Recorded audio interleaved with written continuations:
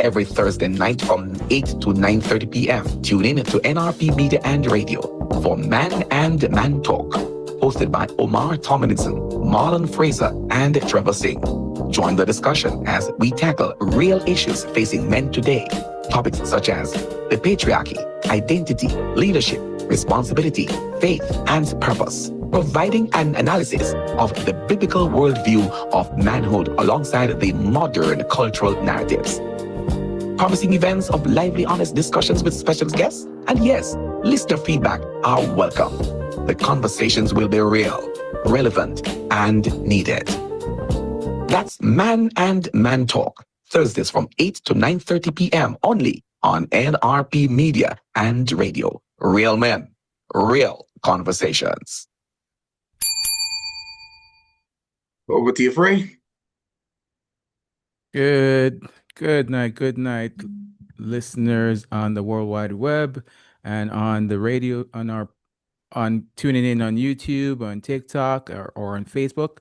Tonight, you're tuning in to another session of Man and Man Talk, and I'm here with my co-host, Omar Tomlinson, and I do believe Trevor is joining us in shortly. So before we jump into anything, we like to go off with a prayer. So I'm going to just go ahead and just open with a prayer.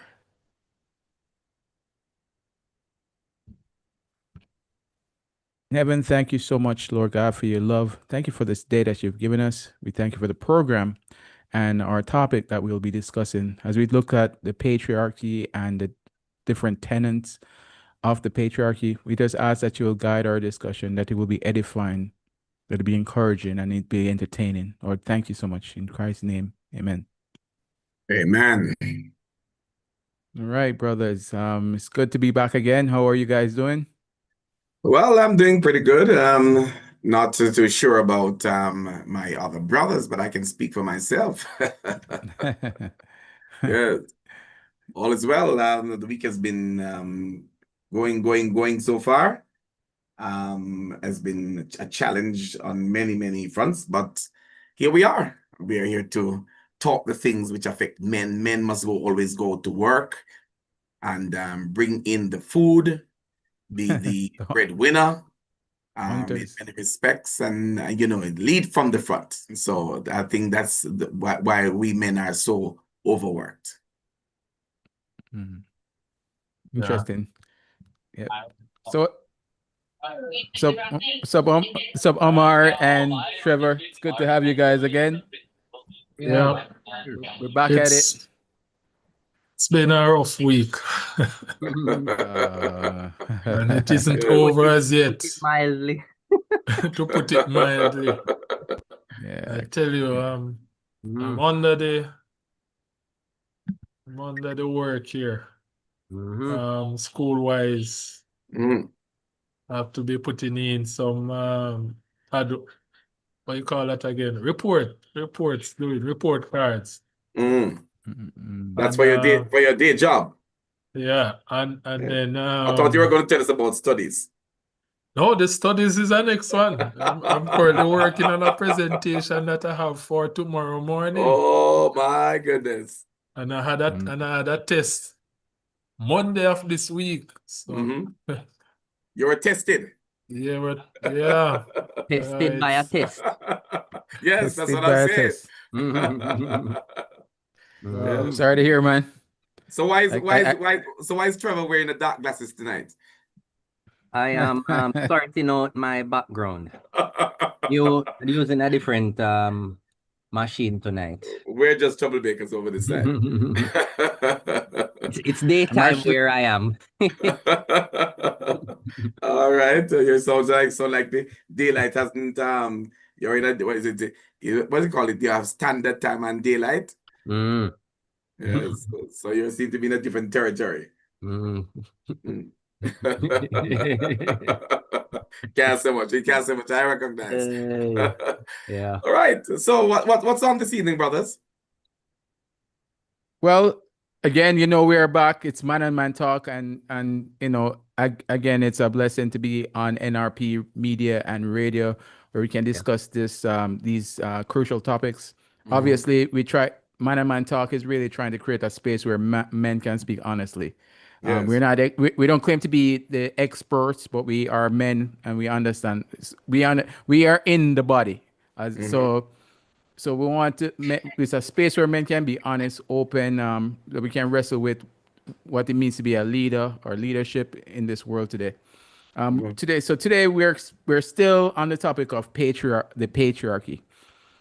Its strength. We're looking at its strengths, its struggles, its impact on families, communities, and the faith. Today, we want to kind of dig a little deeper, though, and we're going to be examining the concept this concept that always comes up whenever we discuss male leadership or the patriarchy, and that's servant leadership. You can't. It's almost unheard of to talk about man. Anytime you talk about leadership in the home, in the church, it's always prefaced with servant leadership. It's kind of like to soften the blow, I think. So we'll be asking the question. Go ahead. Oh, I thought you were saying something. So No, we'll be I asking. thought I heard Trevor say something. Josiah Green. Yes. Okay. Yeah. So we'll be asking three big questions around servant leadership, and the questions are: what does servant leadership mean? And when is it time to serve, and when is it time to lead? And who should be served, and who should be led? So we're gonna be exploring those three questions, and they all stem from the patriarchy. Okay. All right. So stand by for that. That's coming up next right here on the program. Let's touch base one more time with our theme, just to inform persons in terms of what the program is all about. So right here on NRP Radio. And once again, let me just hand it over to my brother, come on now, Omar, who has the big screen up. And he will tell us where is it that we are on, how can you participate in the program this evening, and what do we require of you? Go ahead, Omar, and then we take that little break and come back. All right. So, yes, we are right here on NRP Media and Radio.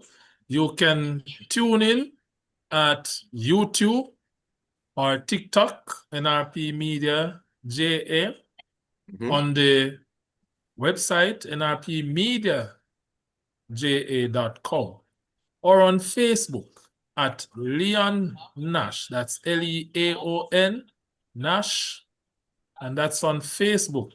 Or if you want to be more direct, you can hit us up on the WhatsApp line, send a voice note or a text message to this number, 876-336-9928. Repeat that two more times.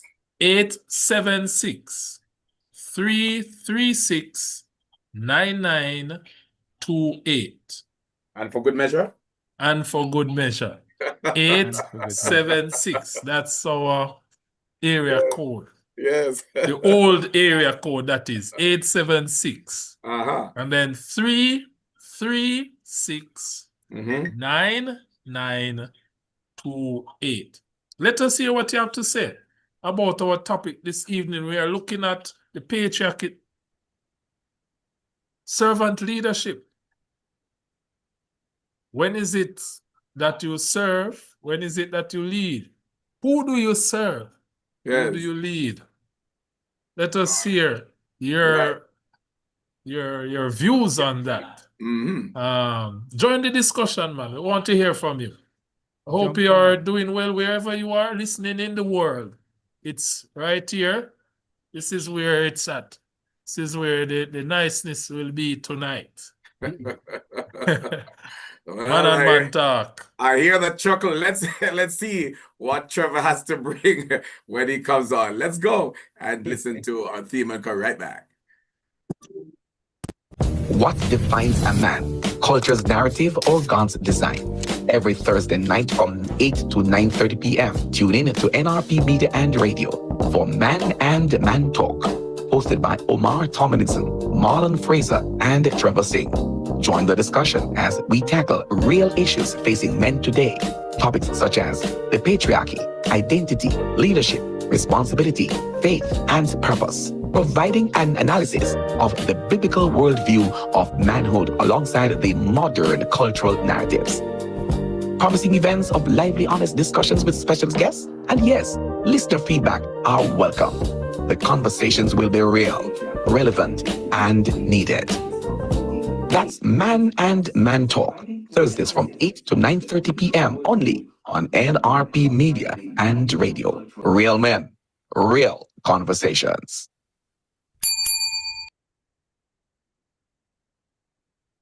Okay, well, so we're back with you right here on NRP Radio, folks. For those of you who are on the World Wide Web, wherever you are across the world, you have no reason not to be connected with us at this time, because we reach you where you are. And as we always say, no boundaries, Trevor. Real talk, real conversations. No boundaries, Marlon. Finish it. No So boundaries. Like a pop quiz. Like a pop quiz. Like teacher call for you. Times table in grade 4. It's like, never studied for that test. No boundaries. NRP Radio. No boundaries.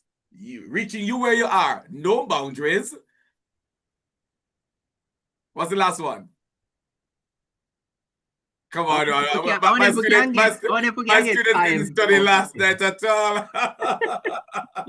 No boundaries, no limitations. Right. All right. So as of tonight, my students are going to be A class. A class. Thank you, gentlemen. We invite our friends who are on our connecting partners from GGFM. If you're on this evening, we welcome you. Presence Radio in Kingston, PRESENZ Radio in Kingston, RVR Radio in St. Catherine, KVRN Network over there in Massachusetts, Gospel Expression Radio in New York, as well as Z Life Radio in New York. We also have Caribbean Praise Radio over there in St. Croix, and I'm getting that sounding again. All right, so we're getting that feedback there, gentlemen. One of you in the background from somewhere there. All right, so please sort that out for us. All right, so we've got quite a few of our connecting partners, and of course, we are here this evening with you on NRP Radio, the National Religious Partnership Media and Radio, reaching you where you are. No boundaries, no limitations. Let's go into the discussion. As you've said, servant leadership. What is that all about? And let me take the first bite at that one. In terms of, because I was going to ask that question, but a spirit said to me, no, hold on. Because I'm sure that is part of the discussion tonight. Servant. And the word servant means that you serve. You serve at the behest of somebody else. Right? You are there, you're called to do something on behalf of somebody and serve them in a way that you're giving all of yourself. That is how I would want to view servanthood. Yeah, I think you nailed it. I think that's the idea. It's interesting that the original word, I mean, obviously the idea is framed but from a biblical perspective. However, it is not. It's also even though I shouldn't be the one jumping in so quick, but it's also framed in the secular world. It's also a business model. Yes. You know, so and that was coined by some really successful businessmen.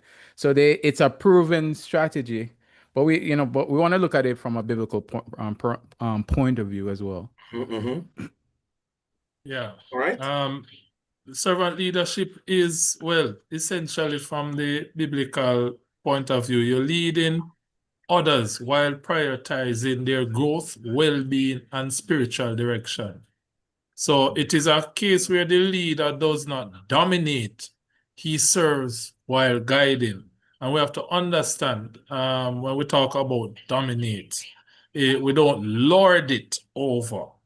So it's not that we are saying that you must, and this is how it goes and things like that, right? It is simply you instruct, and pretty much if we are looking at the example of Christ, we really just look, he directs, he instructs, but it's not a forced or coerced type of thing.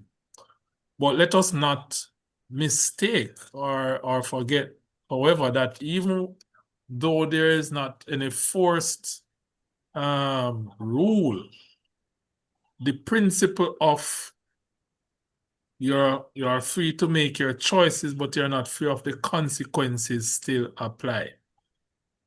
Now, the consequences might not be immediate.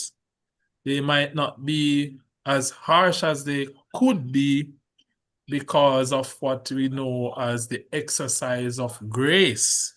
Because what you're trying to do is not necessarily to punish or to be punitive. You want to elevate. And so you try and find the less harsh means where possible to help to grow those under your leadership. However, from time to time, and as the situation calls for it, you might need to really put down a strong foot, so to speak. You might need to say, get thee behind me, Satan. You might need to flip over some tables, kind of thing. Yes. Even though, even being a servant? Yes, man. Remember, we're looking at Jesus and we're following his examples. Okay. So he demonstrated there's a time and place essentially for everything. And even though your aim is remember, the aim really, or the intention is that you're trying to build those under your leadership. But Omar, you talk about and I'm tipping in on the point about turning over tables, though it was not in literal terms that you were speaking, but it could be misconstrued or taken as such that you're saying, boy, look here, even though I'm a server, don't play with me, I can roll my sleeve up, etc., etc. It could be taken in that regard. But at the same time, the point I wanted to make too is that being a servant as well, you're operating in a different kind of culture. Where Jesus was operating at the time, there were no guns. And persons probably might not have been so violent. I am thinking, though, chopping all the man's ears, you'd still be. Well. The thing is, there within the era, there were weapons of destruction that were prevalent, but not mass destruction. Not the type not of mass destruction that can be like what we have now. Because them having arrows and stuff compared to somebody with just sticks or stuff, it might be considered mass destruction in their time, but the mass destruction and the time frame in which it required for the mass destruction to take place would have been a longer time than now, when we can just drop a nuclear bomb and within a few seconds there is mass destruction. So, but the idea is, notwithstanding the types of weapons that were existed in the society at the time, the principle is really that there are going to be times, no matter how much of a servant leader you are, that there are going to be times when you have to take some strong measures. It is not usually, the thing about the servant leadership style is that is usually the last resort. It's not usually the first thing you think of. because the aim is you're trying to get the person to improve, become better without forcing, rather trying to get them to be the one to see and recognize. As you say, following Jesus's principle. And this he did a lot by talking to the individuals. He would give parables, though many of the disciples, just like the regulars, didn't seem to get it. At times, he had to ask them, "How long you've been with me, and you don't understand my you know what I'm saying?" But it is the idea, though, that put it this way: if someone should come into the group, they won't necessarily see a leader elevated, but everyone kind of working together, and the leader is kind of within and amongst the people, encouraging them. So if for practical purposes, the leader would not be, on a pedestal. Let's say, for example, we are building a house. The leader wouldn't be sitting under a tree, with the plan in his hand and directing who to go where. You'd probably find him either mixing some cement, helping somebody move some block at the same time, or he's here and there and everywhere, just moving around, getting things done, working alongside the workers, so to speak. Yes. Maybe even, going to cook some lunch to make sure when it's lunchtime, food is ready and the men can take a break and bring in water to who need water, etc. Moving Yes. tools around, something like that. Yes. All right. So Trevor. Right. All right. So I want to kind of bridge the gap between what Marlon and Omar said. Yes. Because I'm happy that both of us are in the middle. Remember, we have like a hierarchy of leadership, right? All right. So we have the hierarchy of leadership, which is how people have traditionally thought of leadership. Hierarchy, the boss is up top and everybody down here. And traditionally, and this is why we have a misconception of what leadership is. I am up here and I will probably get up here by the position I hold. So, and this is leadership across the board, secular and Christian. The position I hold, the qualifications I have, are some appointment I've received, right? And if I'm down here,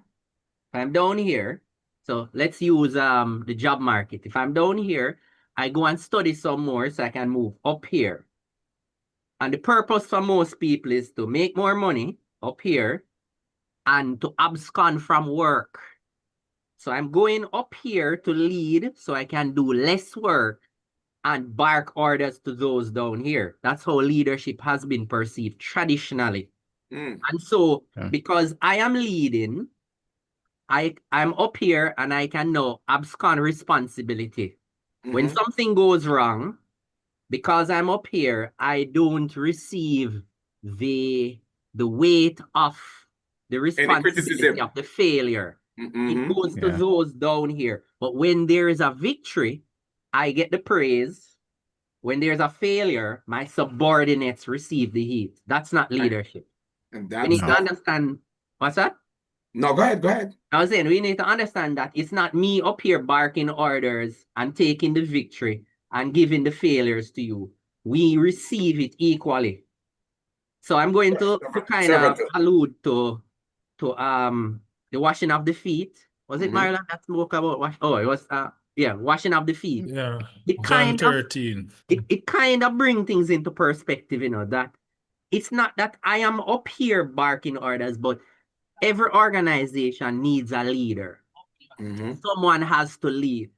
And I know, like with the advent or the rise or the popularity of feminism, people believe that you can have two leaders or multiple leaders. It does not work. It has never worked. Someone has to stand at the pinnacle to receive all the blame, to give the instructions, and to, yes, get some of the glory of victory as well, right? And Jesus, being the leader, it was clear that he led the group, right? He was the CEO of the discipleship. and yet he washed the feet of his subordinates, which shows that servant can be up here or it can be down here. This was what happened in the washing of the feet, Jesus was down here now, and he elevated all his subordinates up here, and he was washing their dirty feet. And if you guys realize, they didn't have shoes back in the day, it was sandals, so very dirty feet. If rain fell, they were muddy, and he had to wash those dirty feet. They weren't in socks, but he brought himself down, which is kind of funny because the the only time we have ever seen this publicly, really, and I don't want to get too much in Jamaican politics, was a particular politician who was prime minister for a very brief time, and he humbled himself and said, I'm just a servant. I'm just here to serve you. It was the first time I ever publicly heard a politician or a leader of such a big organization kind of brought himself down and said, I'm really just here to serve you, even though people are like Mr. Prime Minister or whatever. But he realized that really, everybody is really up here. I'm down here. It's just that because of the position, we elevate the person. Right? And of course, he never stuck around for very long, but unfortunately. You have made a great deal. I've said a great deal, and you put things in perspective. I hope you can you have them in that. I'm not too sure if it's in the upward triangle or the downward triangle that you're going to be breaking them apart for us when we come back after the break. It's over to you, Omar. Yes. So you've heard what has been said so far. Yes, time for the TS. So we want to hear what you, the viewers, have to say. Again, remember the topic. We are discussing servant leadership. Yes. When is it that you serve? And when is it that you lead? Who do you serve and who do you lead? So let us hear your views. You can drop us a line on our WhatsApp, and that you can find, well, it is 876-336-9928. Again, it is 876-336-9928. And you can join us on YouTube, NRP Media JA, or on TikTok, same at NRP Media JA, and Facebook at Leon Nash. That's Leon Nash. That's on Facebook. Or you can go to the media site, nrpmediaja.com. Let us hear your views. We want to hear. What do you have to say about it tonight? Servant leadership. What is your take? How do you view servant leadership? All right. So remember. Let's go back. Finish your line, sir. Finish your line. Oh, yes. Just remember, we want to hear from you. So just drop those comments. And when you're on TikTok, tap the screen, don't crack it. All right. And we'll be back in a short while. What defines a man? Culture's narrative or God's design? Every Thursday night from 8 to 9:30 p.m. Tune in to NRP Media and Radio for Man and Man Talk, hosted by Omar Tomlinson, Marlon Fraser, and Trevor Singh. Join the discussion as we tackle real issues facing men today. Topics such as the patriarchy, identity, leadership, responsibility, faith, and purpose, providing an analysis of the biblical worldview of manhood alongside the modern cultural narratives. Promising events of lively, honest discussions with special guests, and yes, listener feedback are welcome. The conversations will be real, relevant, and needed. That's Man and Man Talk, Thursdays from 8 to 9:30 p.m. only on NRP Media and Radio. Real men, real conversations.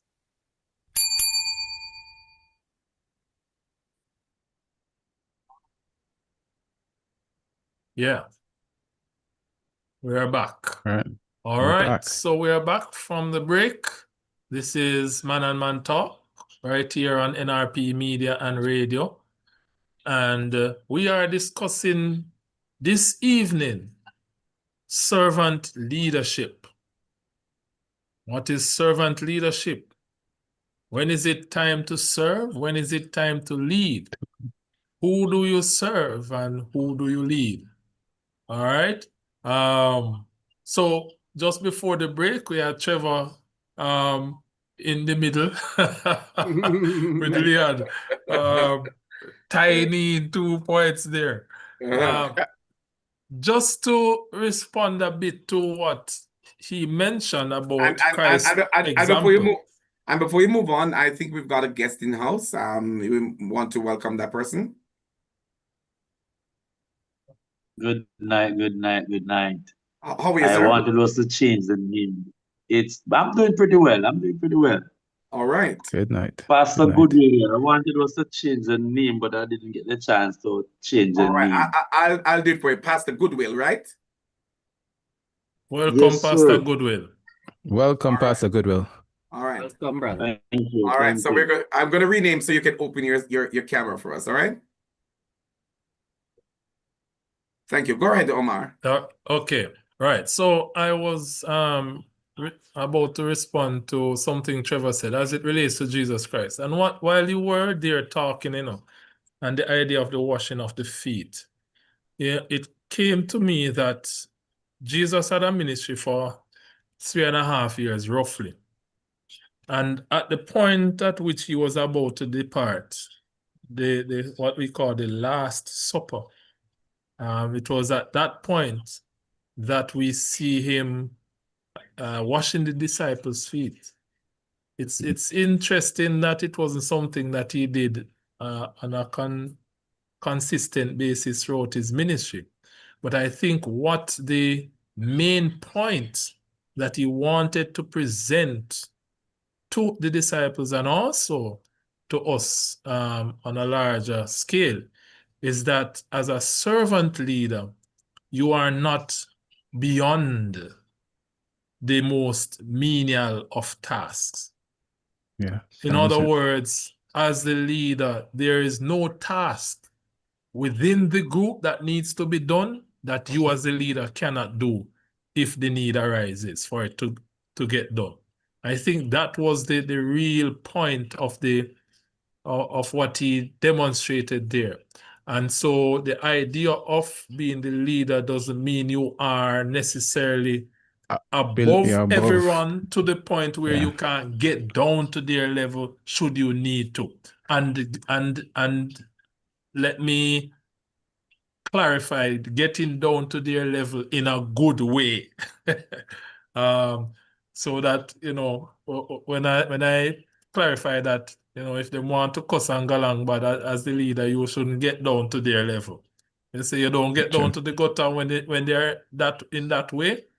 But in terms of the activities and things that are to be done, there is no task too small for a servant leader to take on when needed or if the need arises.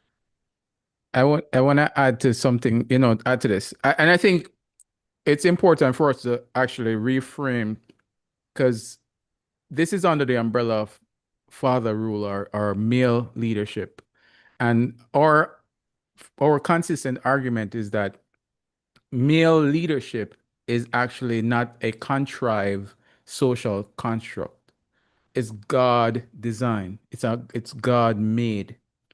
It's as natural as the air that we breathe. So but in our culture, in our world today, it's always put in a negative connotation. The minute you start talking about male leadership, or it always has to be there must be a disclaimer. And the disclaimer sometimes, unfortunately, servant leadership always is that disclaimer. But even so, but I want to say it also, just like how patriarchy is normally caricatured, meaning it's always twisted, the actual definition is always twisted or misconstrued.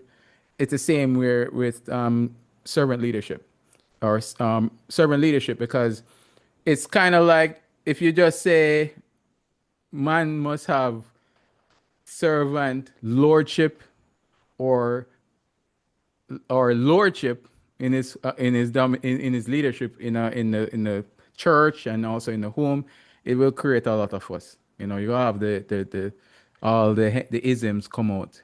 So framing it, so we want to actually just make sure we frame it. So we're advocating that we need to do our endeavor best to try to pivot back to that. And guess what? It's going to happen. It's not even something it will happen. It's prophesied that it will. And I guess we are doing our little part in the whole in God's move to actually bring some noise, or because we're not the only one. It's a consistent conversation right now. So, so we are doing our little part to bring awareness, and it needs to be said. Male leadership, male father rule is God's intent for his household, for the household, and that's how it is. So framing it with that and going back to servant leadership, yes, we are to be servants like Christ. Jesus used in Mark chapter 10:45, responding to his disciples when they were, Jesus had just pretty much endured some backlash. And his disciples start asking questions about who, two of them, James and John, asked Jesus pretty much if they can sit at his right hand and his left hand. And Jesus was so disturbed by that. And even his fellow disciples, they were indignant, as the scripture says. And Jesus had to correct them and say, hey, that's not the type of business we're in. It's not that type of who in a front seat or their back or their top or no. And the idea, he said that our leadership is not going to be like the Gentiles, like the Caesars, like Rome. No, our leadership will be one that we are leaders, we are in charge, but our leadership is how we express that is different than how the others around us do. We are willing to take off our robe and wash feet if it needs to be. We are willing to, as Jesus prefaced it, he ends it by saying that the Son of Man didn't come to be served, but to be served. This is the God man. So on that, so we just want to, our listeners, You mean he didn't come to be served, but to serve? What did I say? Yeah. Yeah, you said he didn't come to serve, but to be served. Oh, my bad. Thank you. That's what we have. Theologians on here to correct me. Yeah, can I interject a little? Yes, Pastor Goodwill. My brother said a lot on that. I was looking at this question because he asked a question: what does servant leadership means? And he says servant leadership is a leadership style, right? Where leaders choose to serve others first. Yeah. If you agree with me, rather than seeking power or status or control. So you're saying it is the intent behind. It is the intent, man, and we are looking at it on a biblical perspective. Is that true? Right, Yes. right. In the biblical sense, leadership is not about being above people. It's not being above people, but about lifting up people. It's about lifting up others, guiding them, and meeting their needs. And I look at even the scripture that was mentioned in Mark 10 and verse 45, where it says that for even the Son of Man come not to be what? Ministered unto, but to minister and to give his life. All right, so right? So this verse shows that leadership in God's kingdom is service-centered rather than self-centered. Amen. Okay. Amen. Well said. Yeah. Hmm? Yeah. Yes, sir. And it's important, as you pointed out, the service to others. And as you pointed out, the idea is not you're serving in order to gain power. Mhm. Yeah. Um, you're serving or you're leading is not to gain power, but your leading is to help others along the way. Yes, As to empower the- others. right. So just as how Christ would have come, he led the disciples, but it wasn't because he wanted power, but because he wanted to empower them so that when he would have left the scene, they could now turn Take and over. lead others and empower them. Mhm. Yes. Amen. And so it's, you know, but it's we understand or we mentioned the idea of not lording. And I just wanted to interject because sometimes when we speak of that, we want it to seem as if the leader is not able to or should not. If someone is a servant leader, they cannot, what you call it now, reiterate or remind those that they lead that they are the leader. I If you get think what I'm saying. yeah. You and I've been on, But we've been it's talking about that. interesting that we've been talking about the foot washing. And even within the foot washing, after he had washed their feet, John 13, look at what he says in verse 13, or verse 12 said, so after he had washed their feet and had taken his garments and was set down again, he said unto them, know ye what I have done to you? You call me master and Lord, and you say, well, for so I am. So he's saying, I am your master and Lord. If I then be your Lord and master and have washed your feet, you also ought to wash one another's feet. Right. So notice that he didn't deny, and he reminded them that he was indeed the master and said, no, I have demonstrated something I expect of you to follow as I have led. You know, So, if I can add to that when you're finished, make a point. Sorry. right. So it is not that, because sometimes again, we want to add to things, and perhaps we are trying to reduce persons becoming overinflated in their positions. But we would have, if we approach things like that, then we would have been going against another part of scripture that tells us to esteem others more than ourselves, mean to think highly. So if we are going to think that everyone who comes in as a leader, and if he shouldn't be doing X, Y, and Z, if he's supposed to be a servant leader, what we are doing is that we're thinking low of that person. We are assuming that that person is out for evil. Sometimes even before giving the individual a chance to state their claim or position.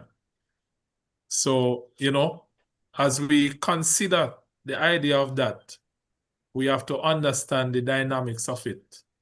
Indeed. And that there are things that we have put in and assigned or ascribed that necessarily are not so, and we have done so out of our fear. So a servant leader, as we said, is one who serves and is looking to empower. But it doesn't mean he can't, from time to time, say, hey, I'm still the one in charge here. Just remember that,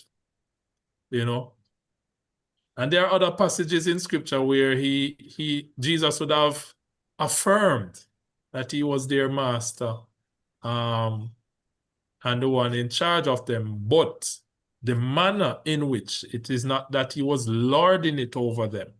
And that's the important thing we have to remember at all times. The intention of when and why he said it. As I mentioned with the washing of the feet, he reminded them that he was their master. And so what he had just done is an example for them. If he then, being the master, can do this, then none of you have any excuse why you can't do it for each other. Yep. There's more emphasis. So yeah, that was that was him emphasizing or reminding them on, and also reminding, I would say, the spirit, knowing that readers, there would be readers of this text, reminding us too that he is master. He's also Lord, and he's willing to do that. That's humility. So a good servant leader is one who will actually express humility. And there are different, in my preparation and research, there are different forms of leadership. But I would say, but based on what I've seen, and the majority would testify that the best form, it is servant leadership. It is humbling yourself. It's not seeing yourself, as Trevor explained, not seeing yourself as at the top of the pinnacle. So you're doing everything that only to benefit yourself, to prop yourself up. But a good leader is one who's actually concerned with the welfare of those who's his subordinates, and he wants to lift them up. And subordinate too is seen as a bad word in these days. Is that nobody wants to be seen as a servant, maid, anything. If you're a maid, you're a servant. If it says submit, all of these things become buzzwords. But they are biblical and they are good words. Yes, there have been abuses from both angles, if you think, and when I talk both angles, from both sexes. So I've heard the conversation that men have abused the leadership role and so forth. But I think it goes both. I think it happens on both sides of the aisle. Yes, we are leaders and we should always maintain that picture of true godliness. But yeah, anyway, so I wanted to say make one quick point as well. Jesus is God man. A thing that we need to remember is that we have leadership. It's ours. In a sense, let me not say ours. It has been given to us as a privilege to be leaders. It's something that will not change. We were designed, created to lead. Now, so it's not something that we will ever lose, no matter how. It will not change because that's how God made it. There will be corruptions of it. There will be misappropriation of it, but it is what it is. Men will always be leaders. Now, what we need to do is try to get men to realize that. And I don't think it's being said enough. I didn't grow up hearing that a lot, to be honest. That you were born as a man, you're a male, and that means that you're born to be a leader in whatever capacity. But it's something that needs to be reiterated. We're in a society right now that, and I know we're defining what leadership, servant leadership is, and we're going to move on. But we're living in an era where everything is kind of flattened, and they call it there's a word for it, where there's no different egalitarianism. Yeah. Egalitarianism is kind of ruling the day, where there's no distinction between the boy and between male and female, between the little boy and the little girl. There is a distinction, and it's not just only in the traits of humility and kindness and gentleness. Those are shared traits between both sexes. They're distinct roles that a man a boy has, that a girl will never have. He's made differently. You're made with capacity, with bone density, you're stronger. And I think those things are being played on a lot in our society. And we have a culture that is highly invested. They're talking about how women are doing well in colleges and certain in the working world, because majority of the work is kind of tailored for sedentary. What they call it? When you sit on all. I worked from home for like 3 years, Yeah, sit up. and I'm like, I sat down and I tell you this, I enjoyed it. I appreciate the privilege, But I tell you, I think you lose something. You know, there's something about working outside, and I'm not hitting that. I don't think I'm not you gonna lose broad. you lose your slim and you lose your nice and tidy waistline. Yeah, Yeah, man.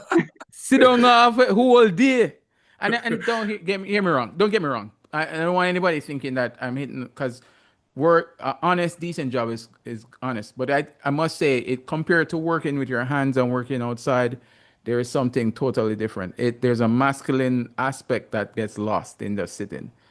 So you have to find a way to balance that. If you're working from home, working around a screen, and I'm speaking to myself right now too, you have to find a way to get in touch with your masculine aspect. Exercise. Yeah. You Yes, know, Trevor. I kind of want to add something there. You know, I don't know if maybe you guys said it when I was off just now, but we need to bear in mind that big maybe this is for the ladies. We're not saying because you are a man, you automatically should become a leader. You have I guess you could say you have the base qualifications, but leaders are trained, right? And oftentimes we don't train our leaders. We don't train people to become leaders.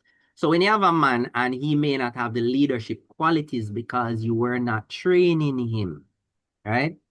And the thing about it, a lot of people want to become leaders, but oftentimes you don't need to go to leadership workshops. You do not need anything complicated. You know how most leaders are trained? By becoming subordinates and learning from good leaders. Leaders. Yeah. The Apprenticeship, problem, internship, Yeah. internship. discipleship. Exactly. A lot of people do not want to serve. So how are you going to lead? I keep saying this over the last 3 years that some of the best leadership, some of the best lessons I've learned in leadership is observing some leaders I've seen. I would say from COVID to now, I've been observing leaders and seeing how I should not lead. Not how I should, I'm observing these leaders. I'm talking secular. That's And I'm telling. talking, secular and in the church. I see what they do and I say, I'm not going to do that when I'm leading. So I see the faults, and as somebody who probably is not on their level to correct them or to advise them, I take the lesson. I don't correct them, I leave them alone, but I take the lesson as my leadership lesson. So when I am leading a team, I don't make those mistakes. And people need to understand that it's a process. You can't just say, okay, and this is what tends to happen a lot. Okay, I did my master's now. I'm now going to go up the ladder because of my qualifications, but I've not learned the skills it requires, the mindset it requires to lead. And people think because of qualifications, you automatically move up and you become a leader. But it takes being subordinate to someone to learn those skills. Well, you actually you do need qualifications. It's just we might be hung up on one type of qualification. The academic, right. That's the thing. But you need to be qualified. And so the qualifications vary depending on where you are asked to lead and in what capacity you need to lead. So and I'm glad you clarified in terms of you talked about leaders need to be trained. And when you said that, what was coming to my mind was like, oh, them need to go school and things. But when you talked about aligning yourself to some mentor and stuff, then that would cover a wide spectrum and not just confine it to academics.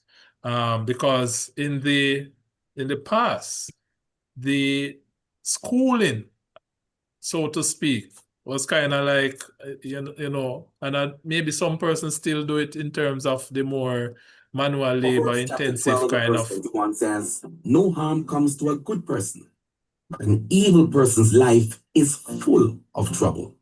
This is NRP Media and Radio. The time is 9 o'clock. Right, all right. So it is 9 o'clock right here on NRP Radio and NRP Media. Of course, the discussion is continuing, and we're taking this little break, and we'll come right back to you right after this. We'll pick it up from there where Omar was just speaking to you on the topic. So stand by as we continue inside of the program this evening. And of course, later on, we're going to be hearing a little bit more from our pastor guest who has joined us. And where's he from? What's happening at his church? In terms of the leadership movements back at his institution as well. We'll hear more about him when we return. This is NRP Radio and NRP Media. Let's take that break.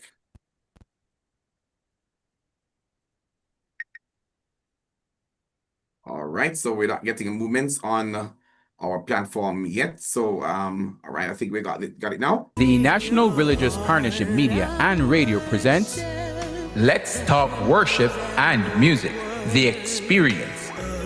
Live on NRP Radio every Monday evening from 8 to 9:30 p.m. Join the team of Omar Tomlinson, Trevor Singh, Marlon Fraser, alongside Leon Nash as they delve into the various issues relating to this crucial aspect of church ministry. It's an experience you do not want to miss.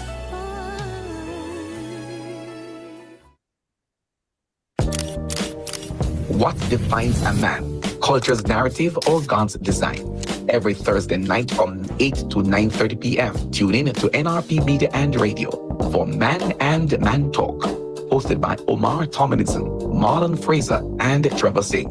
Join the discussion as we tackle real issues facing men today. Topics such as the patriarchy, identity, leadership, responsibility, faith, and purpose, providing an analysis of the biblical worldview of manhood alongside the modern cultural narratives. Promising events of lively, honest discussions with special guests, and yes, listener feedback are welcome. The conversations will be real, relevant, and needed. That's Man and Man Talk, Thursdays from 8 to 9:30 p.m. only on NRP Media and Radio. Real men, real conversations.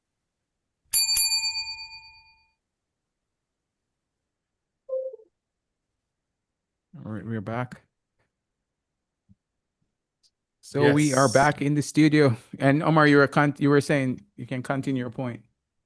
Yes, I was saying with regard to what Trevor had mentioned in terms of the apprenticeship back in the day. Well, let's say historically, men would align to some elder, someone older, some master or great trainer, apprentice, teacher, whatever, and you would learn from them. We see where Paul was attached to Gamaliel in his teachings there and things like that. And it's the principle that Jesus followed. The great teacher took on some men, most of whom were ignorant according to society's set up, unlearned. And then he apprenticed them, discipled them. And then and you see even in instances where he would have sent them out after training them a bit, sent them out to do some practicum and return. He sent them 2 by 2. And they would have come back and relate things like that. So there's a pattern there. And one of the things that we sometimes miss, even as we look at servant leadership, is the fact that in being a servant leader, you should also be seeking to train others who will take over when you would have moved on and would have continued because that essentially was what Jesus was doing. He knew he had a limited time on earth. And even though he fulfilled his mission in coming to die, he knew that this was just the beginning of what needed to happen going down. And so he wasn't going to be around to continue it. And so he trained some individuals, left them. Paul took on the same thing. He had a Timothy and a Titus, even Barnabas, even though the flip kind of, the script kind of flipped with Barnabas, because Barnabas had kind of been the introductory link for Paul into the apostleship and the church. And then it turned around that Paul would say matured faster, grew faster than Barnabas, however we want to look at it, and turned around becoming the what you call it now, the mentor for him. But Paul didn't go by himself. He left examples and he set up Titus to organize the churches and Timothy, etc. And so part of servant leadership is not just that you are taking on the role and you're serving and leading, but you train others and you share the responsibilities as well. The servant leadership is not a person who takes on everything.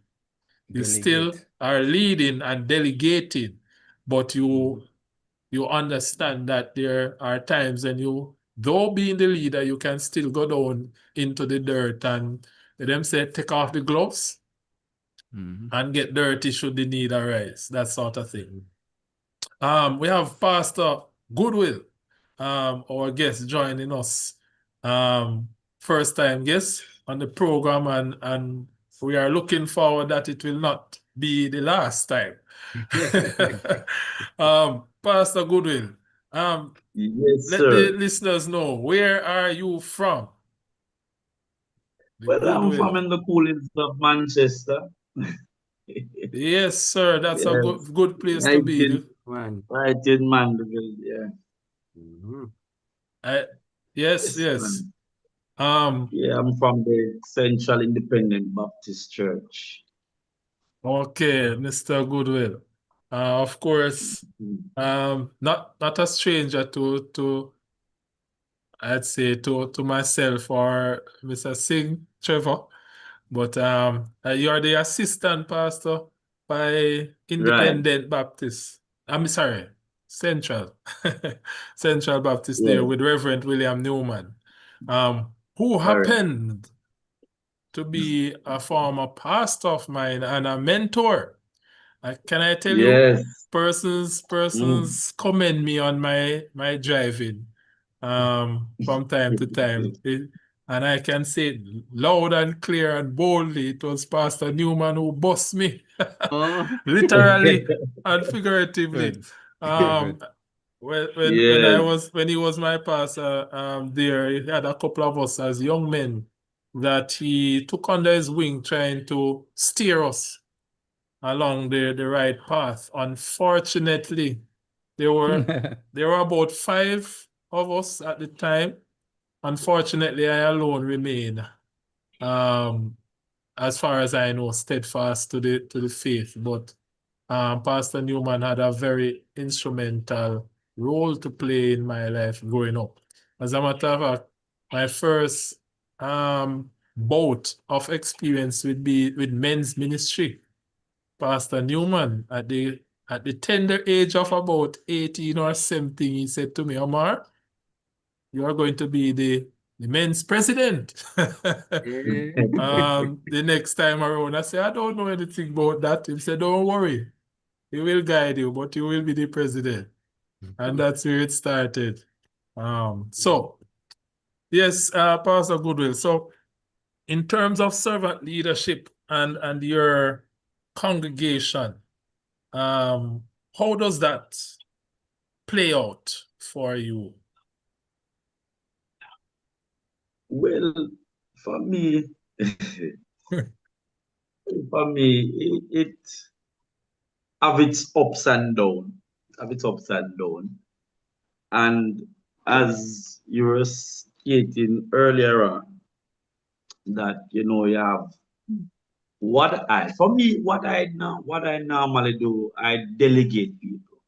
Once I see that you have the capacity to do so, I just delegate. All when you tell me say you can't do it, you're going to learn to do it. You're going to learn to do it.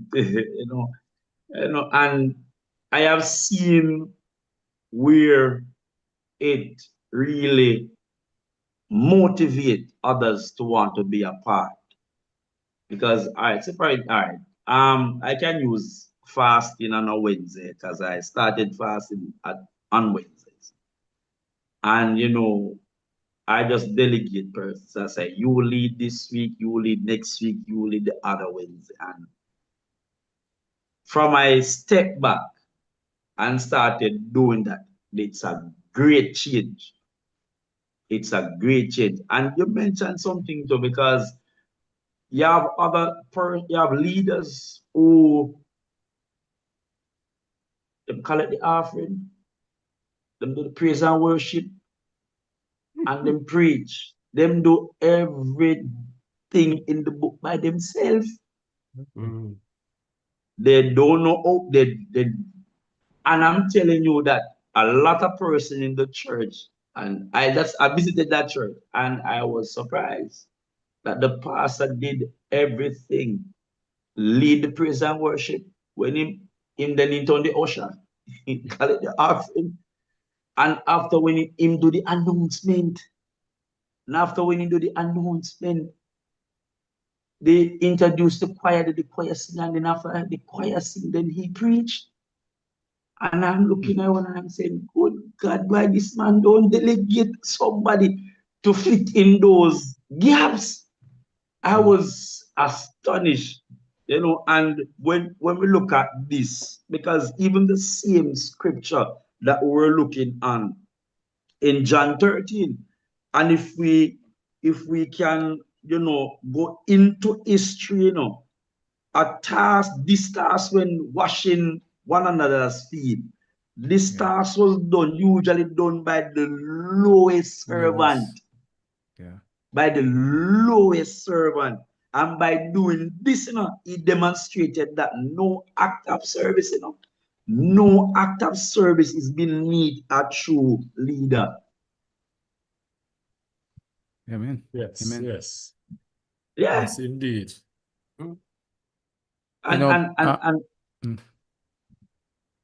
Sorry. Yeah, man, go ahead.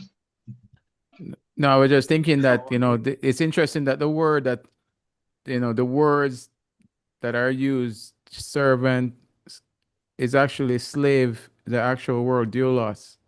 It ties back to the Old Testament. It's a slave. So when Jesus was saying pretty much, Jesus became a slave or in the form of a slave, kind of the setting the path or him being the archetype, the true example of what a true man is. And that's one of the things that we need to say too, that Jesus is actually the true man, the true representation that we are trying to pattern ourselves after, right? Yeah. And I like what Pastor Goodwill emphasized there about delegating. And as I had closed, I had said earlier on in terms of the servant leadership, that you don't do everything. Because you're the servant leader don't mean you're doing everything. You can delegate, but it's just that nothing is below you in terms of what, as Marlon mentioned, no task is below that of the leader.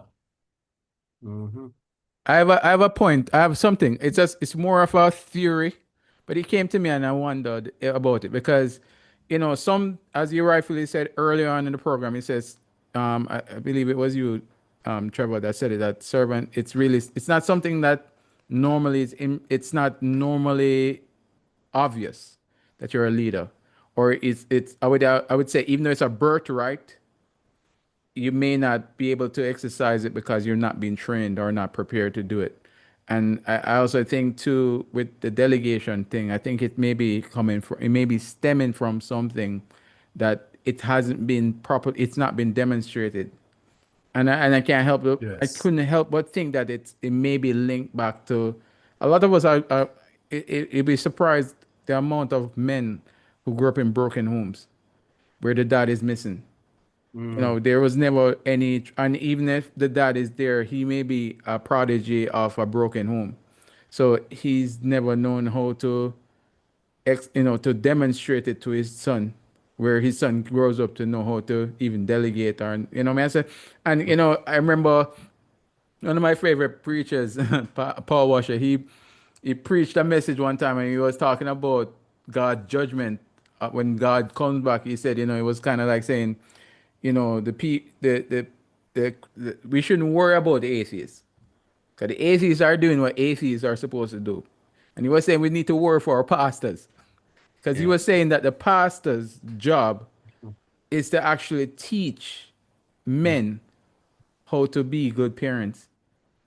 You're supposed to you're supposed to be teaching men how to shepherd their wives, how to act. So it's a huge. So he was actually saying it's a huge responsibility for the pastor to, because you have to model this to the men in your surrounding. In a sense, they're supposed to be like the Christ, the under shepherd, right? So the role of the pastor is to be the under shepherd. He's supposed to Good question. kind of pattern in a way how you're supposed to do certain things. So that's kind of like something that. Anyway, I know we kind of went off on a tangent and we're going into No, mentorship well, because there's actually, more. actually, what you Mentorship. mentioned there is very can bring us right back into the mix. You mentioned the pastor training the men, and so a question is: are men today taught to serve, or are they taught to pursue status? You know, is as you Yeah. mentioned the teaching, is it that men are being taught to serve, and I want to qualify the serving because we have, and I suppose it's the corruption of the modern narrative that the idea, and probably one of the reasons why people have a bad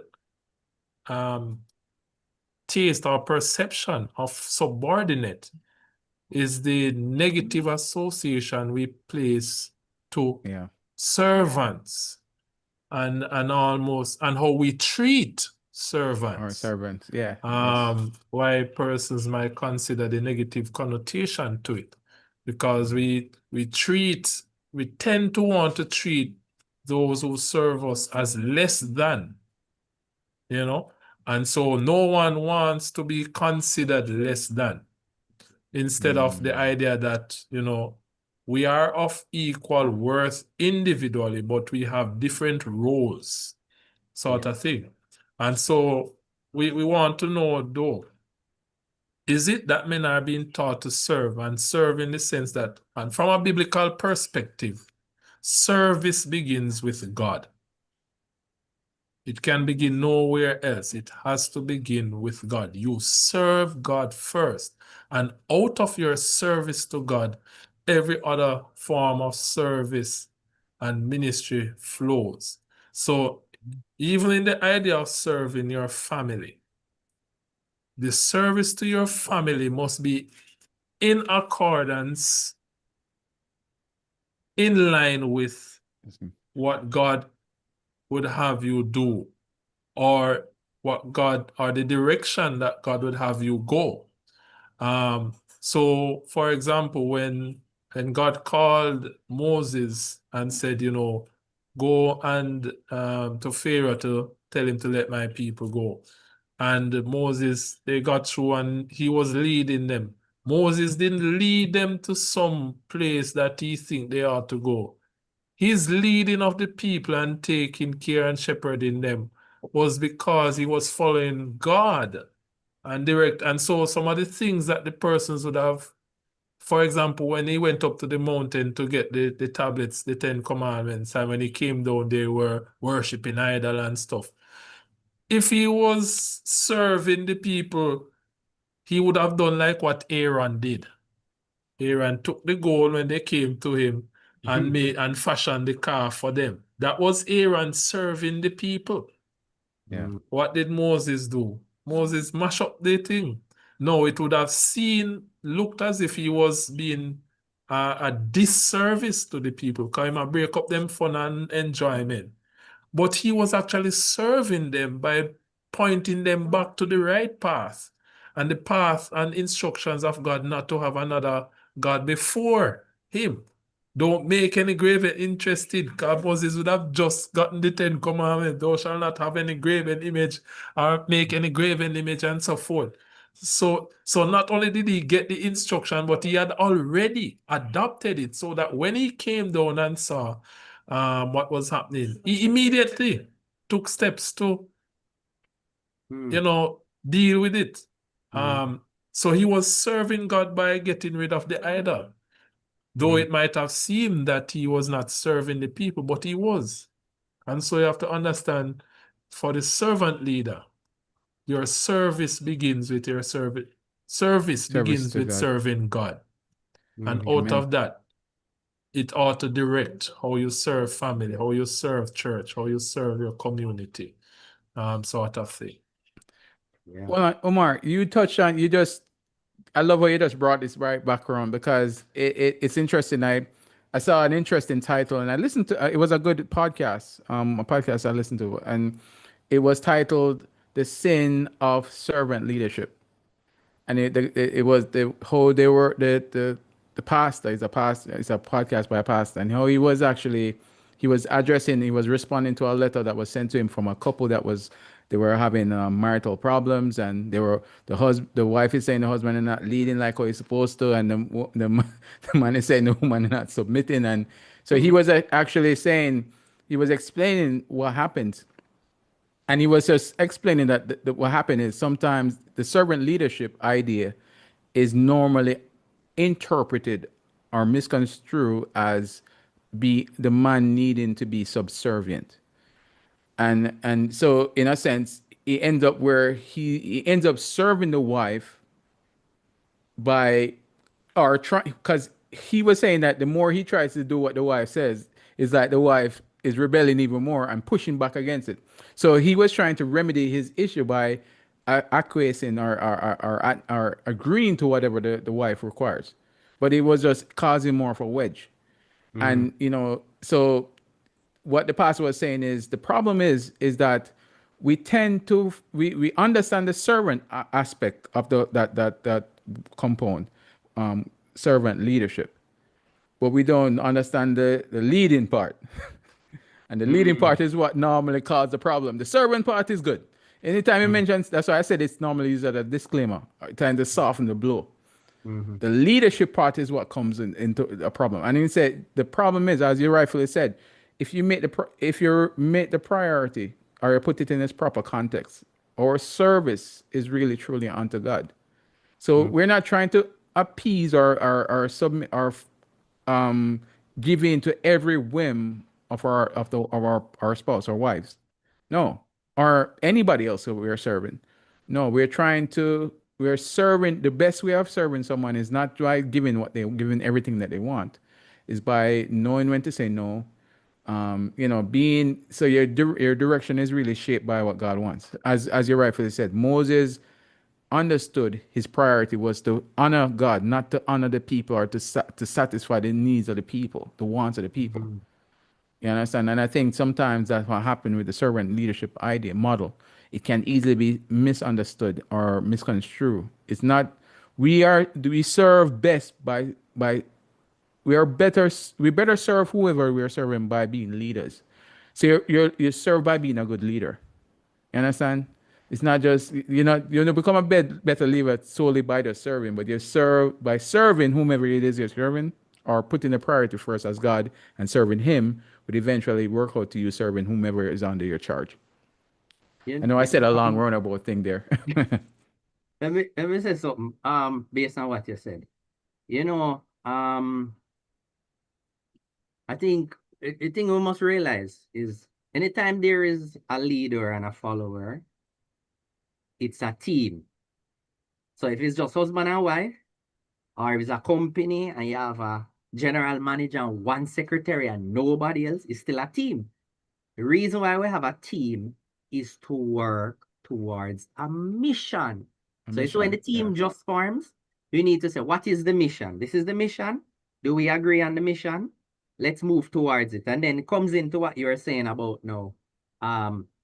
Not necessarily yielding or giving the team member what they want, but always as a leader thinking, is this to lead us to the mission? So let's say I have a company, the mission is to sell 2,000 bag juice before the end of the month. If your assistant says, no, but we need money for whatever, say, listen, the aim is to sell 2,000 bag juice. I, as the leader, have made a decision to do this and this. I know it's not going to be what you want, but we have agreed that we're going to sell 2,000 bag juice, right? Husband and wife, we say, okay, our mission is to raise 2 children and own a house. We are going towards that. Wifey say, but I'm unhappy, I want vacations, blah, blah, blah. Yes, but have we not agreed to own a house and raise 2 children? This is going to set us back. I, as the leader, have taken it, made the decision to let us continue on whatever trajectory we have. I'm sorry to disappoint you, but have we not agreed on the mission? Yes. It is best for us to go continue as we are. It's going to disappoint your teammate, in this case your wife, but we need to own the house and we need to send these kids, raise these kids. So you're going to be disappointed, but we're still sticking with the mission. And that's what a lot of people not realizing, that if you deviate from sticking to the mission, then in the long run, you'll get some temporary satisfaction for the teammate, but in the grand scheme of things, they're going to be disappointed. One more thing that you said earlier, Marlon, about how people are raised, I think I've noticed with a lot of leaders, they may not be the most competent, and so they're afraid to delegate. It kind of ties back to what Pastor Goodwill said. Sometimes, I will say, based on what Pastor Goodwill said, I'm speculating that maybe there's nobody around to delegate to. But also, I think some people are a little bit scared of delegating because they don't want their incompetence to show up. But that's part of life. That's part of leadership. Oops, I didn't used to do this good. Now I've learned something. Having the humility to say, oh, this person did it better than I did. I have now learned something. So it's not all about just knowing everything and giving somebody to pushing off the work to somebody else. Sometimes we can learn from the persons we delegate to. True. Yeah. Can I say something? I want to jump back in the church. Yes, I want to jump back in the church because I have seen where most churches are suffering when it comes to this aspect of leadership. Because most churches, you have some church, you have one pastor, and it's only the pastor one who can hear from God. Nobody else can hear from God. And when that pastor pass on and gone, who else left to take on the mantle? Nobody. So the question that I always ask, was there not even one in the church that you could mentor into that avenue where if I am supposed to lead this herd, at least I have one that will carry on the mission. And that is something that is killing the church. The thing that they have in their head after the church, me run this. Me. That's the notion that many of them have. And I can speak for myself, and me have to big up Pastor Newman, because he has been mentoring me from 18. From 18, so we have to wrap up. And I can tell you that man has contributed to my growth and development in leadership. Yes. All right. So a few things I would say for our listeners, one thing we would say is servant leadership is actually the model that we would recommend in terms of being the patriarchal system that we are saying that we need to pivot back to is one that is built on the premise of what Christ set forth for us, right? Servant leadership. It's serving with humility, serving with your best, with the person that those who are in our under our lead, their best interests. We want to see them flourish. But also we realize that some of the deficiency may be a result of lack of mentorship. In our today's society, where we don't see young men or boys really thriving as many data is proven. So a lack of mentorship, which kind of puts the ball in. As an older Christian, that means I need to be mindful of that and also looking out for younger men. But going back again, that servant leadership is not what? It's not being subservient. We are given the charge to lead as men. That's a good point for us to take a break, gentlemen, right here on NRP Radio. It's 9:31. Make that 29 minutes going up to the hour of 10 o'clock. If you are locked in and logged on, then we are happy to have you on board. Now, at this point, we'd love to hear from you. You can call us on 876-336-9928. And I'm saying it slowly now for Pastor Goodwill to make note, and so he can pass the number on to his congregation. 876-336-9928. And finally, for good measure, as my brother Omar would say, 876-336-9928. Of course, you can, those of you who are on the TikTok line at NRP Media JA and on YouTube at the same handle, we want to say welcome. We want to hear from you right now. All right, so get yourselves together, put your thoughts together. What have you heard tonight since we started at 8 o'clock that you would like to respond to? What is it? What's happening in your neck of the woods? What are you seeing? What are some of your concerns about what we have been discussing tonight? If you're on the radio platform, nrpmediaja.com, we want to welcome you. Facebook at LEAON, and the last name is Nash. That's under my page.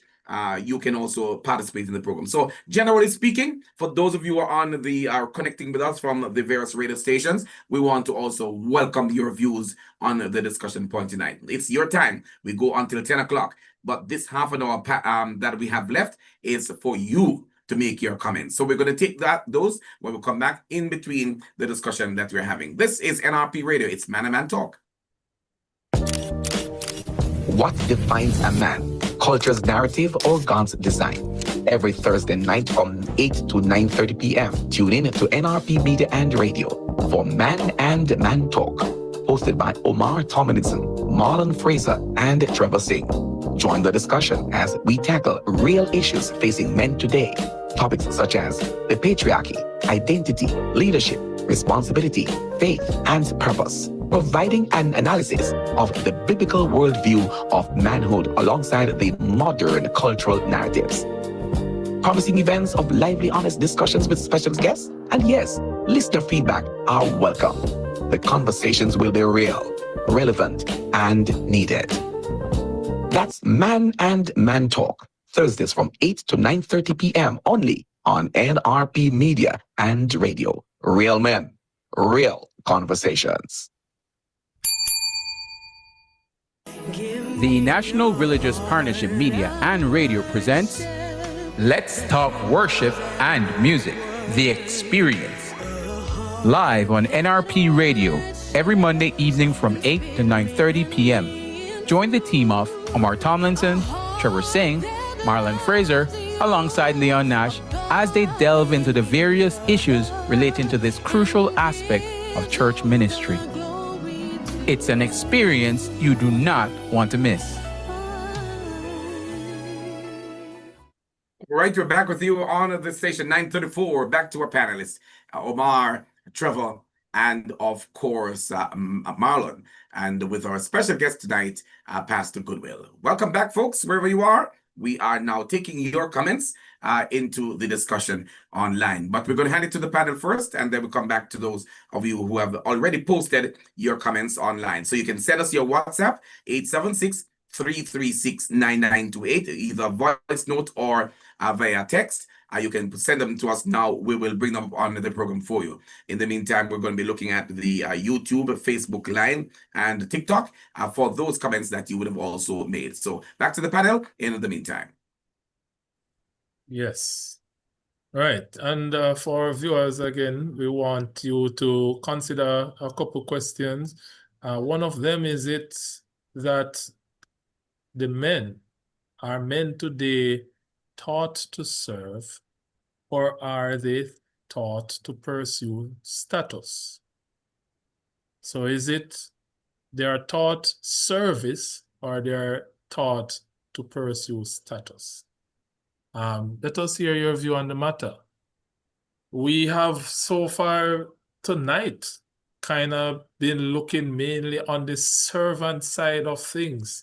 And I suspect that for next week, we will have to look at the leadership side of this, because there is a balance. It's servant leadership, but note, it is still leadership. And as we have been pointing out, the idea of the servant side of it is that as a servant leader, and again, from a biblical perspective, your highest priority is service to God. You are serving God. That takes the priority, and it will dictate and determine how you serve others and what you do in that service to others. And I suspect that tonight we would want to invite them up as well to tell us about what kind of servant or what kind of leader or what kind of servant is your leader. Maybe we would get some real comments inside here. All right. So once again, 876-336-9928. 876-336-9928. Come on, send those comments in so we can bring them. I wonder if we have any more of those one man band leader like what Pastor Goodwill had. I would love to know. I will tell you, there are a couple of them which is why when Pastor Goodwill was saying it, I started to think of certain pastors. Because I've seen it, especially not to, I don't want to hurt anybody's feelings, but I know call any name. I'm not going to call any name, but I know it's harder to lead when you're in a deep rural church. It is very difficult. That's why I keep saying it. My hat goes off to pastors that lead in deep rural churches, because oftentimes the older persons are not able to assist younger persons because they're deep rural. They feel like they're missing out on something. And when they get to like high school, college, they move away and they never come back. So there's nobody replenishing the membership, and many times they're just left holding the bag. So they don't have anybody to ask for help. And that is true in some instances, but I believe that God always has a successor plan, or he always has a plan. The trouble at times is just we sticking to the plan. And like you say, you talk about the difficulty in pastoring deep rural churches, but can I also flip it to say that some of the most, for want of a better word, worshipped leaders are rural leaders, because everybody see pastor as it, there tend to be and it's not in all cases, but there tend to be a higher value placed on that individual, which probably is one of the reasons why some get caught up into wanting to be the head cook and back washer of everything, and unintentionally may not see the importance or grasp the opportunity to train a successor, because you don't want you go take up this young man and teach him one and two things, and you go bust him one night up on a Sunday night sermon, and all of a sudden everybody want to hear him or preach more. Your thing get diminished, sort of thing.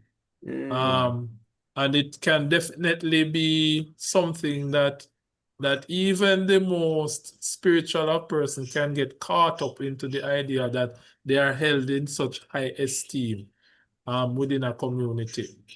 So they become true servants. But though it might look humble, it might actually be for the wrong intention, because they are really securing the post in a sense, and not wanting to share it or delegate or train or disciple. But that's the motion for most of them. Most of them is as they go back and said, if you mentor the person, then all of a sudden know you train that person, and when that person begin to execute his or herself, it becomes, well, I know persons get jealous, because it's like in their mind you're taking away, Take off some of them shine. you take off his shine off of him, and so forth. You get what I'm saying? But all right, let me use myself as an example. I'm going to use myself as an example. Because one of the things that with me and Pastor Newman working together, I come up with an idea. I said to him, I said, sir, you're not young again. So here what you're going to do for me, you're going to take 2 Sundays, first and second Sunday, and leave the rest to me. So and you said something, Brother Singh, earlier on, when it comes to teamwork. And when you have a team, it's not you, not I. Teamwork. Two come together to work as one to accomplish the same goal. And sometimes I'll want me preach 1 month. And he sat right at the front, listening.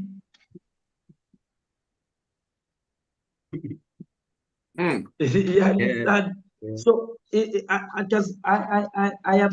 have known of other colleagues of mine from college where them have to sit down, because they want to take the shine on themselves.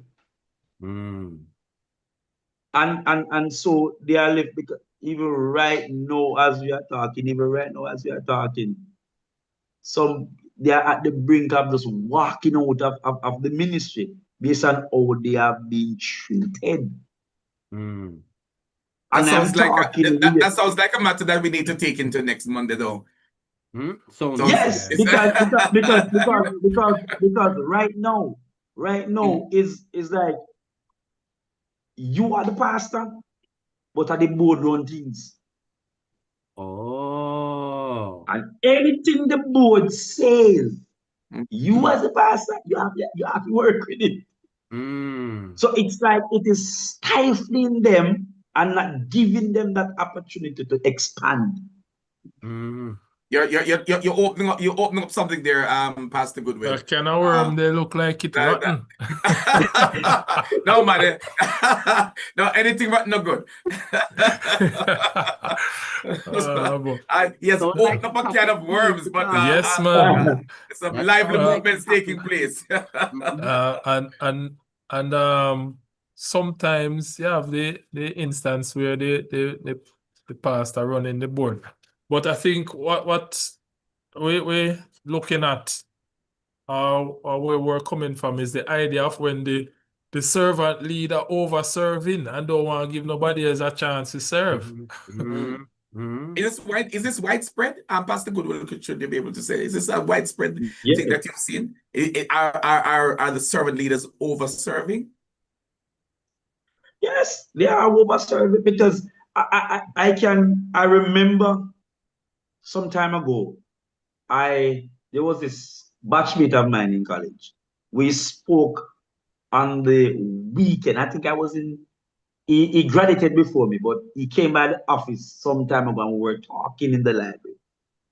And can I tell you that they had a convention? And that convention was the last convention that he had.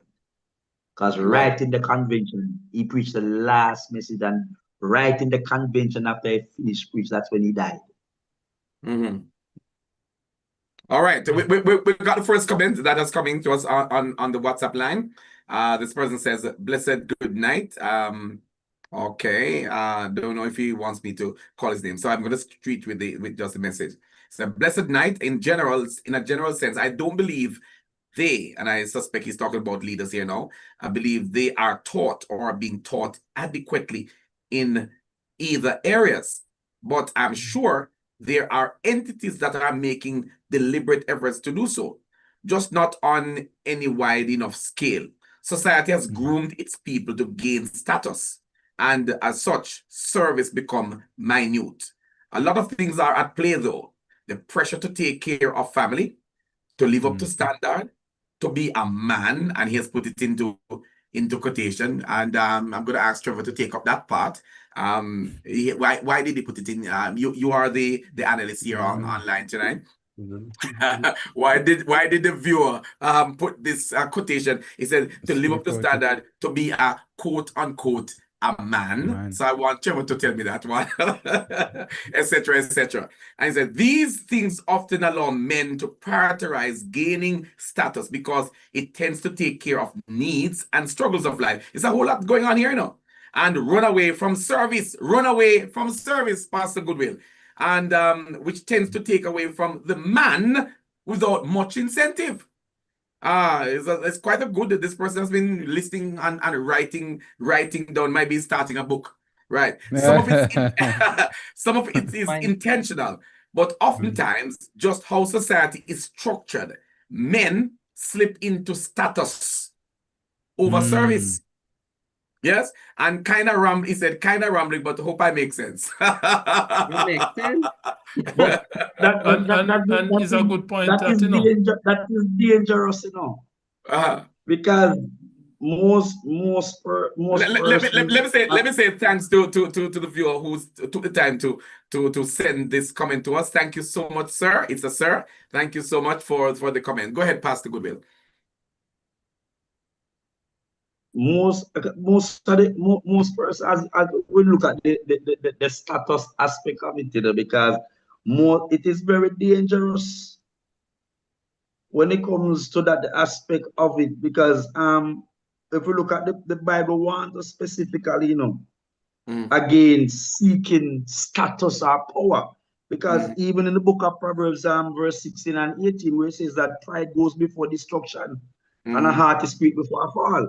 You understand? So when leadership becomes about status, it turns into pride, one, control, and abuse of authority. Okay. And I want while Trevor is considering how to define what they call put into quotation, right, and into quotation there. What does status look like, Marlon? What does status look like? What is it exactly that? I think there's a pressure. I mean, I'm not guiltless. Does it dress up? Does it dress up? Is it about the cloth? Is it about the bling? What exactly does that mean? The pastor mentioned it earlier. And I want it includes that. I'm a person of imagery. I want to see. Yeah, it's your name being known. It's having a mega church. The dream of having a mega church. Where you have lots. You're the name that everybody is talking about, probably in your territory. So you become a prophet. You probably get that you probably get that title too as the prophet. But it's really just becoming, it's the person what everybody wants to go to. And I think our job is not necessarily, while we are the conduit, but we're actually pointing away from ourselves. We're supposed to be doing what John the Baptist did. we becoming lesser and him become greater. So we're supposed to really be pointing others to people. But there is a desire. I won't deny that I, as a young upcoming pastor, there's a desire that is there. You want the crowd, you want the attention. So I'm not gonna say it's not, I think everybody probably feel it at some point. Anybody else wanted to grab a point on that before Marlon comes in? Yeah. Sorry, not Marlon, Trevor. The status thing it's a real thing because persons judge men by their ability to provide. Yeah, that's That's what major. it is. Major. From Christian go right back to non-Christian. A man is judged on his ability to provide. And so, though it has been misquoted many times when they tell say a man who is Timothy, a man who is unable to, who doesn't provide for his household is less than an infidel. That is usually used as a thing hung over the man's head. Cultural. And now provide the worst than infidel sort of thing. And it's taken out a turn because it really isn't his inability to provide, that is seen as worse than an infidel. It's his refusal to provide. That is what the passage is talking about. So if I'm trying to find a job and can't find a job and I'm putting out the effort and don't get it and I'm unable because of not having the job to take care of my family, I'm not neglecting my role. I am trying. It's the one who sit down and say, nah, do it. Or he can do more or do something and refuses to do it.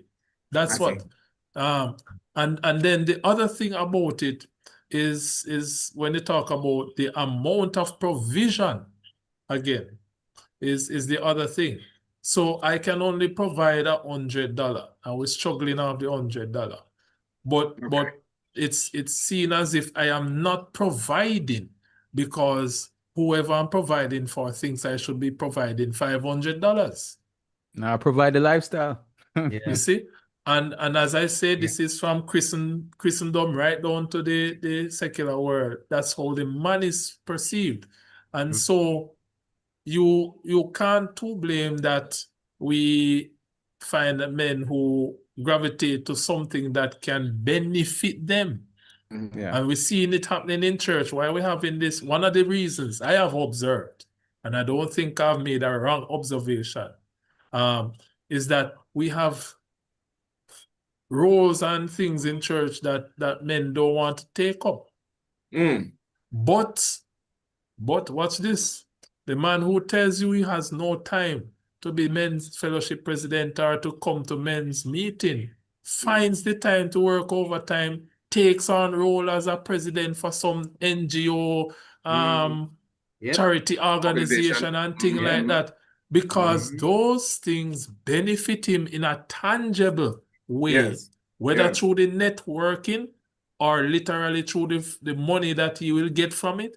It is benefiting him tangibly in a way that he can, what you call it now, use to improve himself and his family. Many don't see that for church. And so the status thing, we're really training men to be status seekers because status brings in extra sugar. All right. Extra sugar. Let's add that to the discussion now. Trevor. What exactly was the viewer conveying when he mentioned about the man and he deliberately put that into quotation? Man. Well, what you think? Omar said a lot of it. Okay. Right? He said a lot of it because the thing is, the reason why the viewer put it in quotation is because living up to standard to be a man. What person's view as a man is not necessary, is not what a man is. That is the thing. It's very opinionated. Okay. Right? We have subjective and we have objective things, right? What a man is should never be, you don't have to interpret what a man is. So I'm going to touch on what Marlon and Omar said, right? Touch on the status thing. My opinion on status is sort of my opinion on money. Yes. And I'm going to say it just like how all the rich people say it. Well, the ones abroad. Your aim should not be money. So your aim should not be status. However, when you do your best, following God's leading, the money will come.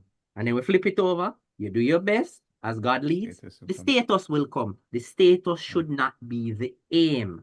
It's going to come with it. Where it goes wrong many times is sometimes people go for they're doing the Lord's will and they get the status and then they start elevating themselves. That's when you hear people start saying, referring to a pastor's wife as the first lady. The first lady of what? You're not a president and she's the first lady of a country. You have now gone too far, right? So do the Lord's will and your status will come, right? I mean, I hear about I don't remember the mega church. Somebody couldn't go and talk to the pastor, you know. That person was always blocked. I'm talking church member now. Blocked by his assistant pastor. You can't talk to the pastor, right? That should never happen. And I'll go back to the whole thing about man. As Omar said, ability to provide. And he said it quite nicely. It's opinionated as to how much a man must provide. But the thing is, do you have a roof over your head or are you on the street? Are you getting food in your belly or are you going hungry? Are you being provided clothing or are you naked? Most 99.9% of the time, the man is providing all of these. Where it goes wrong is when people want more. And yes, just the bare essentials is tough. But many times, most of the times, the man is trying to make more, right? And if he provides those things, probably not as you would want it, if he provides those things, he is not worse than an infidel. He's just not making the amount that you would want. And I'll end with this. Many, many, many times, men are struggling to provide as the wife would want, and she leaves, and he gets so successful. And then she comes back and says, you know, I would like to try again. And he has already moved on. He has already found somebody who appreciates it. Is a double take from the sugar pan, eh? Many, many times it happens. Pastor Goodwill is going to be over to you. Important.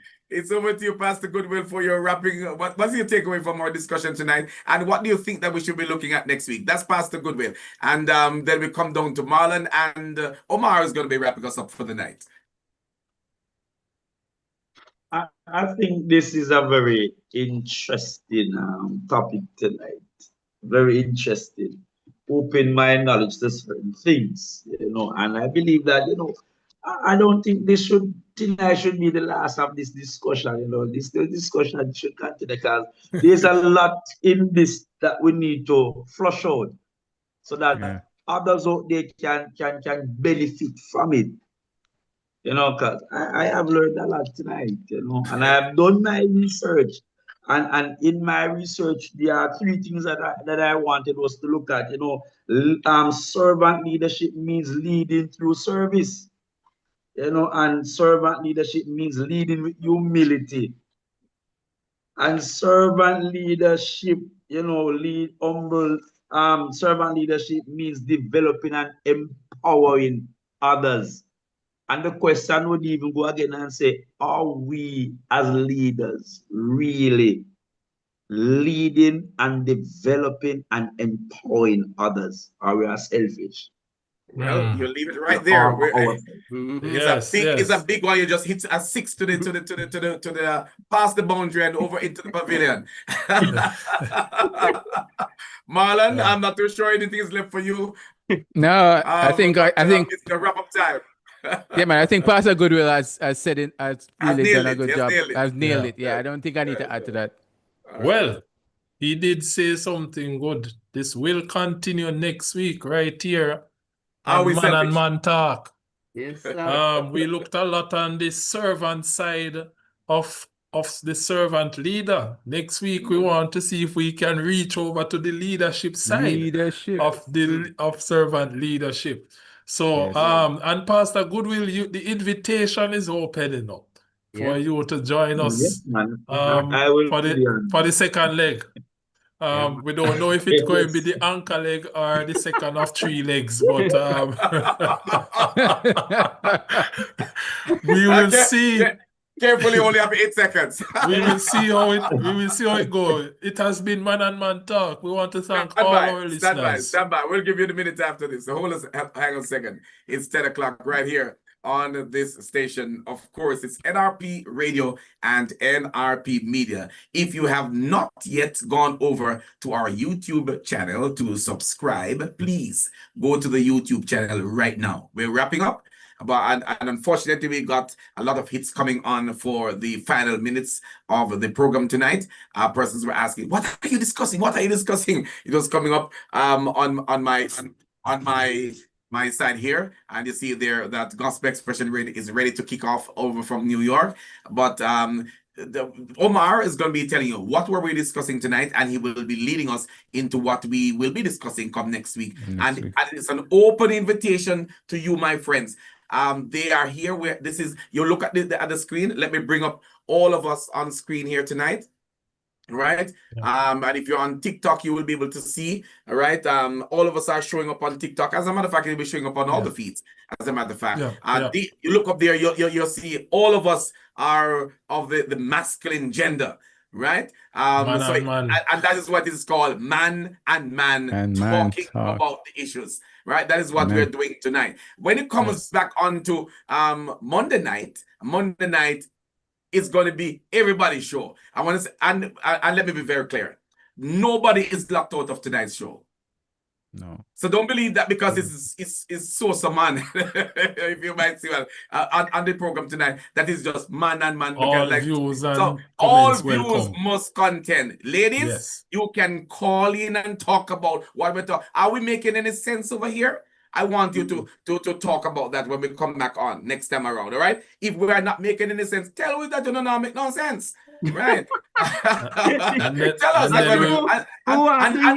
yes, and line us up, man. Line us and put you back in our line and say, man, but you not make no sense, brother, right?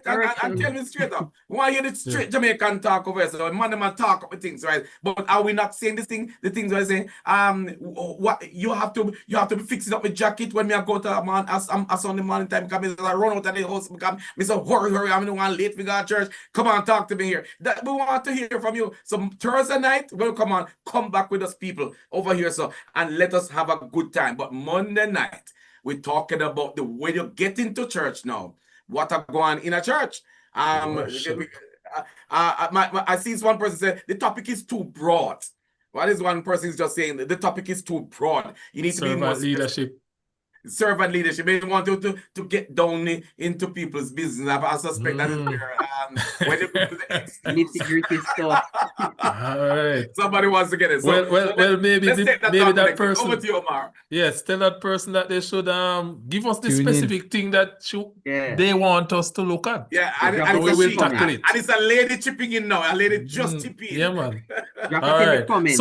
So we have been discussing servant leadership, and the questions we were asking: when is it that you serve? Who do you serve? Who do you lead? When do you serve? Are you leading? And when do you lead? Well, when we get into that, and Pastor put it squarely in front of the listeners. Are you being very selfish? You are you're one man banner run. One banner run. Head cook and back washer. But join us next week Thursday as we continue part 2. Yes, the discussion. And all those who were late today, make sure you are early next week so that we can get your views and we can discuss it. Because give us something to talk about. If you don't think we're talking the right things up here, give us something, let us talk about it. It has been Man and Man Talk right here on NRP Media and Radio. Let me thank Pastor Goodwill who joined us, special guest, and he's coming back next week to continue the niceness and the discussion and to teach and learn. He's gonna bring and I an show him go and tell in church so that them can Yes. tune in. Yeah. And Pastor Newman, we know, when him come in and drop some big laugh, Hey, well, laughing spoil. Yes. Co-host Marlon Fraser, Trevor Singh, I am Omar Tomlinson, and of course our producer there, the original bless up man, Mr. Leon Nash. This has been Man and Man Talk right here on NRP Media and Radio. Thank you for joining, listeners. Walk good, take care, and same time, same place next week, right here on NRP Media and Radio as we continue our discussion. Servant leadership, Man and Man Talk. Blessings. Thank you so much. Thank you so much. And Blessings. please, for those of you who are online, you can go to our postings, whether on Facebook or on YouTube, and make your comments. We will go back and review them. And if needs be, we will bring them into the program. It's now 5 minutes under the downside of 10 o'clock. We're going over to New York. Please join us on the radio platform now as we link up with Gospel Expression Radio in New York. God bless you and good night. Good night. Good night. What defines a man? Culture's narrative or God's design? Every Thursday night from 8 to 9:30 p.m. Tune in to NRP Media and Radio for Man and Man Talk. Hosted by Omar Tomlinson, Marlon Fraser, and Trevor Singh. Join the discussion as we tackle real issues facing men today. Topics such as the patriarchy, identity, leadership, responsibility, faith, and purpose. Providing an analysis of the biblical worldview of manhood alongside the modern cultural narratives. Promising events of lively, honest discussions with special guests. And yes, listener feedback are welcome. The conversations will be real, relevant, and needed. That's Man and Man Talk, Thursdays from 8 to 9:30 p.m. only on NRP Media and Radio. Real men, real conversations.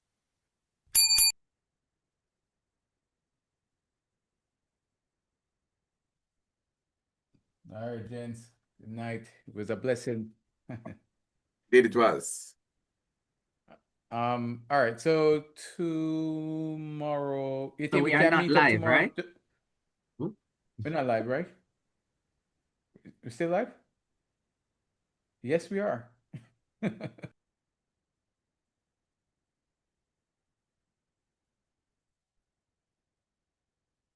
You know, friends, some people have problems with patience. When they call God, they want him to come running like me. God doesn't always work that way. See, he's God when he gets there. And he can do anything but faith. Job is one of those that had patience. And he learned to wait on the Lord. And there's a scripture tells us if we wait on him, we shall renew our strength. But every now and then we need to tell God to teach us. And just to teach us how to wait. Well, thank you, Jesus.